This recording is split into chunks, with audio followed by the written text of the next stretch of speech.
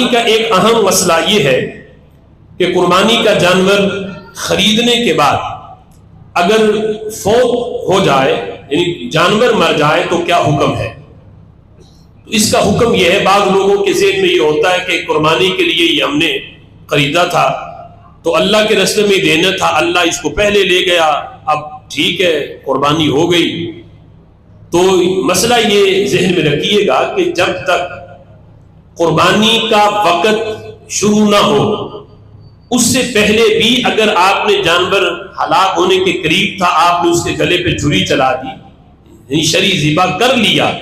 پھر بھی یہ قربانی نہیں، بلکہ قربانی کا وقت جو ہے وہ شروع ہوتا ہے 10 ذی الحج کی صبح صادق سے، جب فجر کا وقت شروع ہوتا ہے۔ لیکن قربانی کرنی کب ہے؟ جن جگہوں پہ عید کی نماز ہوتی ہے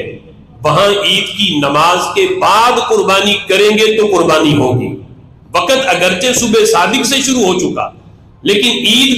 کی نماز کے بعد قربانی کی جائے گی۔ اگر عید کی نماز سے پہلے کسی نے قربانی کر لی، وہ جانور تو حلال ہے، اس کو کھا سکتے ہیں لیکن قربانی نہیں ہوگی۔ اب اس پہ یہ ضروری نہیں کہ آپ کے قریب جو مسجد ہے وہاں عید کی نماز ابھی نہیں ہوئی تو آپ قربانی نہیں کر سکتے، ایسا نہیں، بلکہ اس پورے علاقے کے اندر جہاں بھی پہلے عید کی نماز ہو جائے، صحیح العقیدہ مسلمان عید کی نماز پڑھ لیں،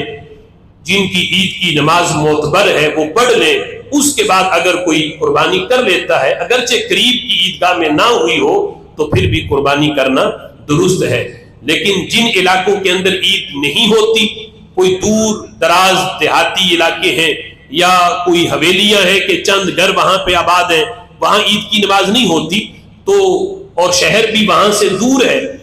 تو ایسے جگہ پہ اگر فجر کی نماز کے بعد بھی اگر کوئی قربانی کر لیتا ہے تو اس کی قربانی درست ہے۔ ہاں اگر قربانی کے ایام شروع ہونے سے پہلے پہلے جانور فوت ہو جاتا ہے تو جس پر قربانی واجب ہے غنی ہونے کی وجہ سے، اس کے لیے ضروری ہے، واجب ہے کہ وہ اور جانور خرید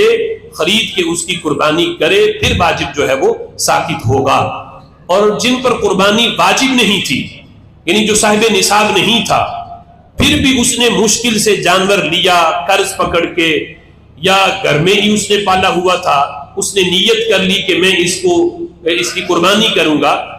اگر وہ جانور مر جاتا ہے یعنی غریب نے خریدا جو جس پہ قربانی واجب نہیں تھی، اس کا جانور ہلاک ہو جاتا ہے تو اس بندے کے لیے اب نیا لینا جو ہے وہ ضروری نہیں ہے، اس لیے کہ اس بندے کے اوپر اسی معین جانور کی قربانی کرنا واجب تھا۔ اب چونکہ وہ فوت ہو گیا تو نیا لینے کی حاجت نہیں ہے، لیکن جس پر قربانی واجب ہے جب تک وہ قربانی کر کے واجب ادا نہیں کر لیتا تو واجب ذمے سے ساقط نہیں ہوگا۔